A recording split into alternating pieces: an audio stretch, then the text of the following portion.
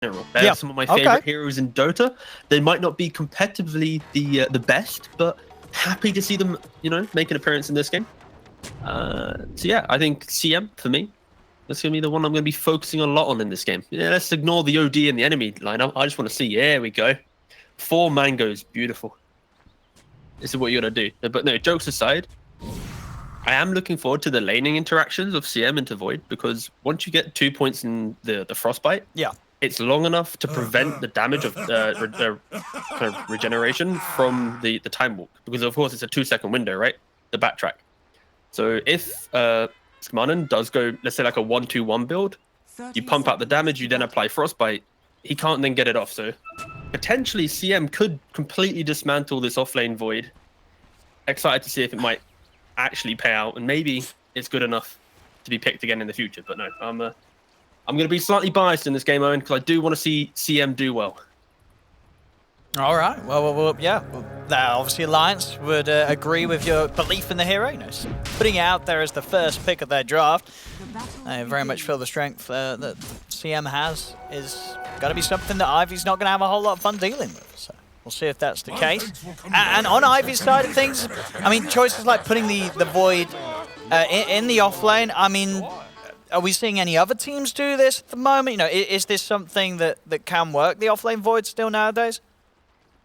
I know it has been done a couple times throughout DPC. Oh, well, there's your CM. Already icing over. That's a lot of damage. Yeah, that was pretty cool. Dude, oh, I love this so much, actually. Just parking themselves in front of the tower. Oh. So yeah, what Alliance did in the bot lane was they didn't bother body blocking the wave. They just AFK'd near the Dire tower. They then stayed there, waited for the creeps to meet, and just made sure that they there wasn't any blocking or anything happening from Ivy. Yeah, we'll see on the replay here. Yeah. And hopefully the replay... Okay, it doesn't, but still. They basically just stand still after that and just make sure that he can't come to lane. But no, again, I'll go on a small little rant about CM, and then I promise to not say anything else about it. Go for it. The hero is extremely skirmishy, extremely laning phase orientated, using the Nova, you know, to 130 damage to secure range creeps, to bully out heroes. But the hero for sure falls off tremendously, you know, after let's say 15 minutes in the game, when there's Mantas, BKB, Lotuses, literally any item, CM naturally feels pretty bad.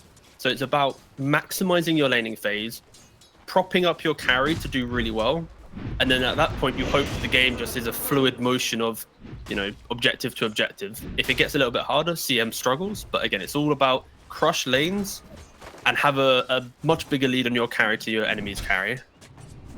Right, that's my little rant over. I'm sorry, no more CM now, I promise. Oh, that's fine. Oh, well, yeah. We'll see if Shtaman is going to be able to show that power.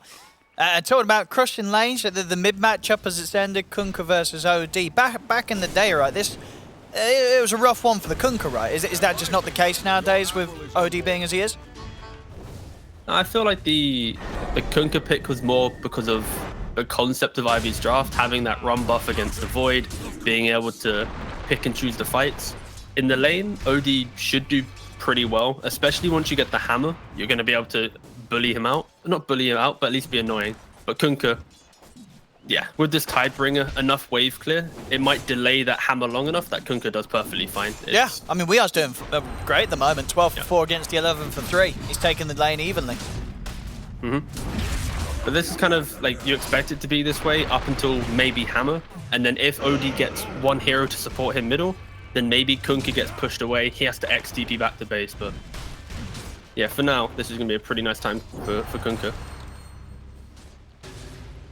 Dire's courier has been killed.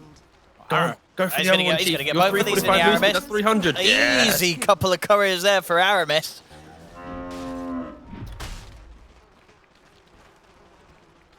And also steals the creep wave. And the bounty rune. So, yeah, a lot of good things there for Aramis. Bottom lane, Max. He's going to try and stand his ground against Nico Baby, but Max is dead. Not enough damage to be done against the Lunas. Nico Baby's okay. In fact, he's more than okay. He's going to be able to walk across towards Cube and one more hit. In fact, watch Staman, and he'll do the one more hit and take out the both of them. I mean, I think Stamana's going to be loving the game so far. Already 3 kills here on the CM. Yeah, 3 kills, and it's a product of his build, right? He's gone for this 1-1-1 build.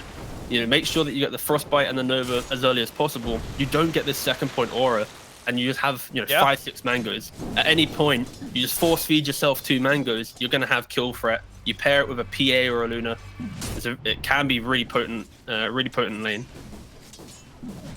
No, he's loving it, Stamana.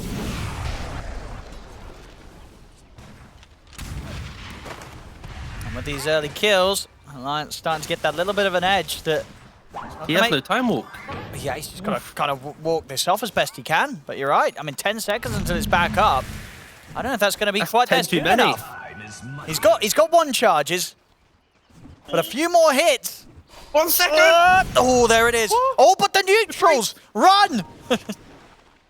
Careful, Max. Run. This is not... Oh no, has he got any way out? Oh no, he hasn't. No way. I mean, he knew it. He knew that he had nowhere to go there. He just took him on a nice little adventure through the jungle, but there was nowhere for him to run. The pains of the early levels of time walk there, the long cooldown. That's why we need the jungle to be made even stronger. Like that Warpine Raider, why didn't it throw out its seed shot? Why didn't it, you know, get the kill that it deserved? It's the man, he certainly is. Aramis is coming in from the side with the Tombstone. Another kill for Alliance. Moving over the map. Making some good moves. Yeah, Staman, and he's 3-0-2. This first pick CM definitely showing its strength there. And back in the mid, Max. Oh, Max. Oh, he's going to be okay. This time walks back up. He's able to break away from the boat. But that was, on paper, that was the slowest gank in the DPC. The 280 move speed CM chasing from bot lane all the way to mid, getting, you know, participating in 2 kills. Pretty impressive. One of the weaknesses of the old Crystal Maiden. But just the early fight that Alliance can bring to any area, with the Undying, with the Tombstone, some X-Boat from Kunkka, an Arena from Mars, and then you pair that behind just a Luna who's going to probably go, like, you know, maybe Treads Mask of Madness, maybe just straight Treads Dragonlance BKB. But still, this is a scary, scary team lineup for this early game fight. And it's an off-lane Void that isn't really able to enter the game too much. At most, might be able to. Oh, they might get the punish man in it. A CM, yeah. Actually, maybe not.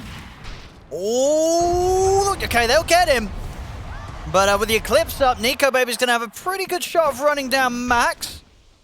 Oh, actually, he'll need 2 rounds of the Lucent Beams probably to have a chance. This Max should be able to get Time Warp back off in a few seconds. Mid lane, focus from Alliance coming in as they'll look for the setup onto Mobai. They've got the hit onto both of them there. JM and Cube trying to come in to help out. See if they can turn this one around. Bottom lane, Nico Baby did manage to finish off the kill on Max. Mid lane, Alliance not quite able to get one of these 3 until Stamanen turns up. Maybe that's the extra bit of firepower they need. It is. As Stamanen turns up, they get Mobai. And JM and Cube, not too much they can do about the 3 members of Alliance here, hovering around the mid lane. In fact, they may also be in trouble. There's the X mark coming back in onto Cube. Nothing to follow up though. So with the buff up from JM, he'll still be able to walk it off. Still then more kills for Alliance, and we were really seeing this early game aggression from Alliance looking very, very good. Top lane, low skill. Top lane as well. Oh. And he's missed the spear symmetrical. And with that, low skill is going to have the freeway out there with the TP. And we'll see it again here. Let's move around the mid. TP's in from Ivy, but you got the heroes to kind of keep each other alive. You know, one of the benefits of having the Omni Knight, but nothing with that sort of impactful punch to, you know, really hit back into a Kunkka. Oh, and that was his career, right? So that was, yeah, that was the Void Stone of Mobai's Meteor Hammer. It's just been lost out of the game for a minute and a half. Otherwise, he would have had it done. So that's going to hurt his game big time. Bottom lane, Max's game is going to hurt even more as he gets taken down again beyond the tier 1 tower. It's getting rough pretty quick, this one. Yeah, just this Undying and CM just causing havoc across the entire map, right? Wherever they go, they will find kills. If you just compare in a vacuum, right? Omni Snap compared to a CM Undying, you're going to want to pick CM Undying every single time for like the first 10-15 minutes of the game, right? What they can provide, the vision from Tombstone, the early damage, the chase down, the slows, it is devastating, and Alliance has kill threat in every lane because of the cores that they also have. it is just a nice execution of what they have. And CM does have the 2 points in the frostbite. Oh, Max again, caught out. So much damage now coming out from Nico Baby with his Max Lucent and the Eclipse. And any sort of control, that frostbite alone, it's enough to buy them time to tear this Void apart. And you see that instantly they kill bottom, they're smoked back to mid. You know, use the ultimate from one core, get the other core back into the game.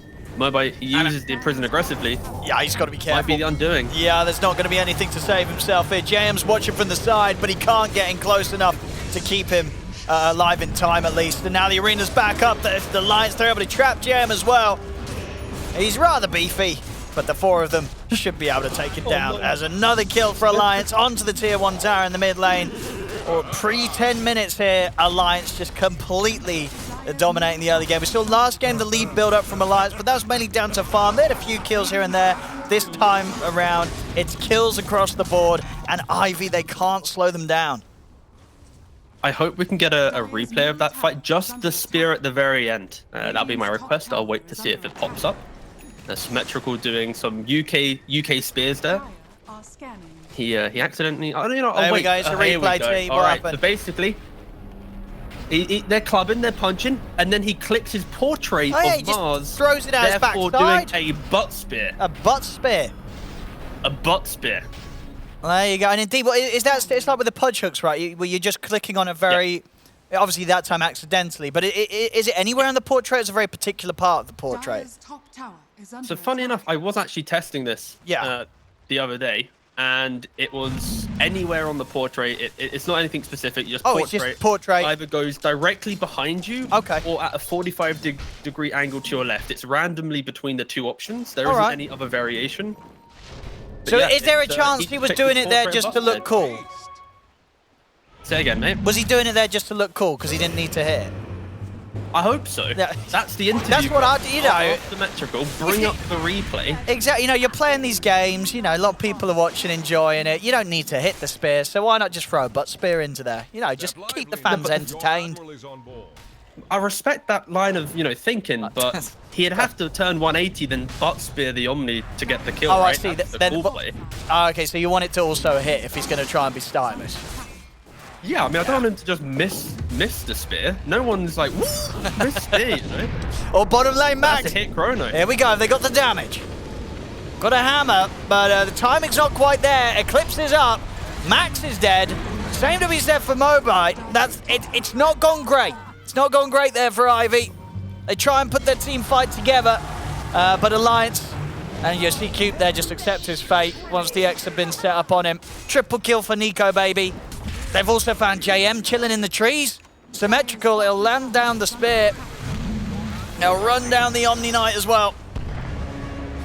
As the arena, not even necessary, but they'll do it nonetheless. Make JM feel very, very hopeless. As Nico Baby, ultra kill, 12 minutes in. T, I think this one might be one of the quicker games that we'll get to see here in the DPC if this continues. This is it's getting pretty rough. Unfortunately, it is, and I think this is just one of those games. The takeaways are simply, when you're drafting in these competitive games, you have to make sure you have ways to have early damage. You can't rely on perfectly executed lanes that allows you to have an item advantage and take the fight. And Alliance, they've read their opponent perfectly 2 games in a row and ensured that they have so much early damage that they can just make this map feel so small. Another freebie here. Oh, maybe not, JM. He's in with the heals. That doesn't matter. Damage is too much from Alliance. Symmetrical's able to jump down, get the catch onto JM. So Mobile thinking about throwing out the hammer in return, but he knows he can't continue to stand his ground to channel with the number of Alliance members around. Ivy's just got to keep themselves hidden, farm up some sort of next item, maybe hope to try and find some sort of pickoffs because the full team fights ain't working. Top lane Max. Oh, okay, he's able to dodge. Okay. Here with the timing, but there's still further lockdown. Spear into the torrent, he'll still die. The devil to pay. Still pretty cool at least, getting the timing on that dodge. And now Alliance, they'll look towards taking that third tier 1 tower. Or at least they'll leave Weehar up here. Looks like the rest are going to head off elsewhere. I mean, they know that Wee's pretty safe to stand on his own, nearly level 12. very close to having the full BKB done.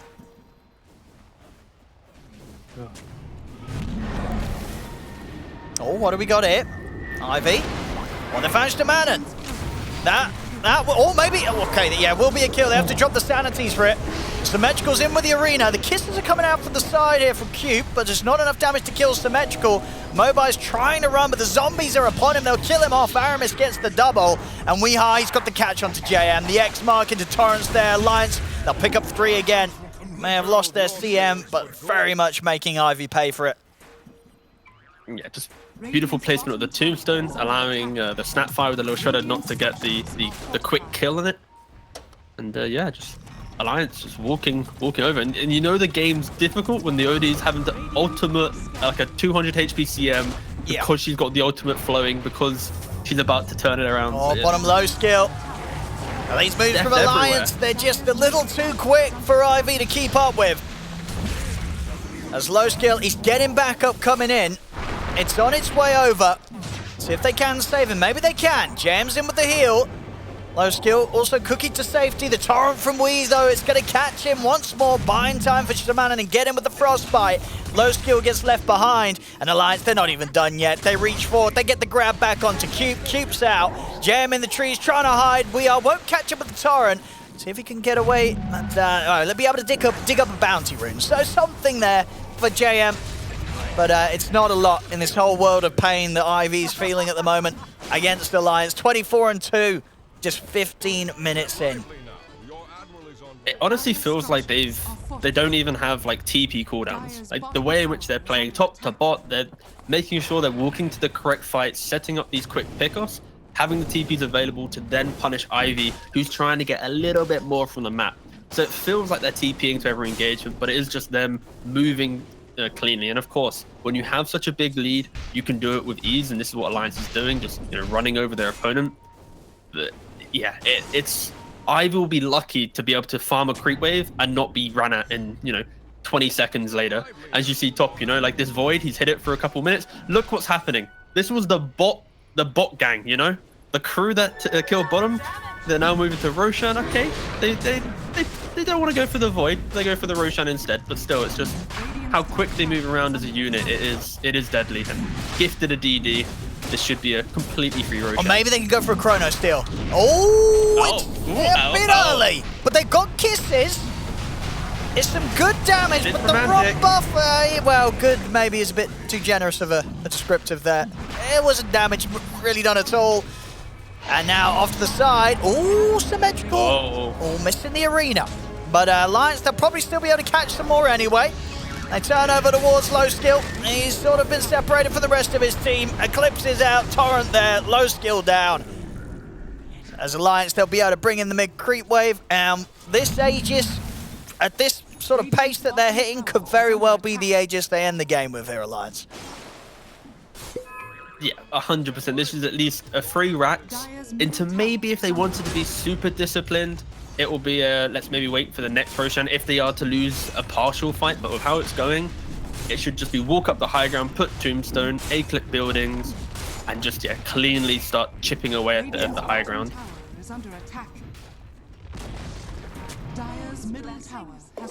And yeah, here they go.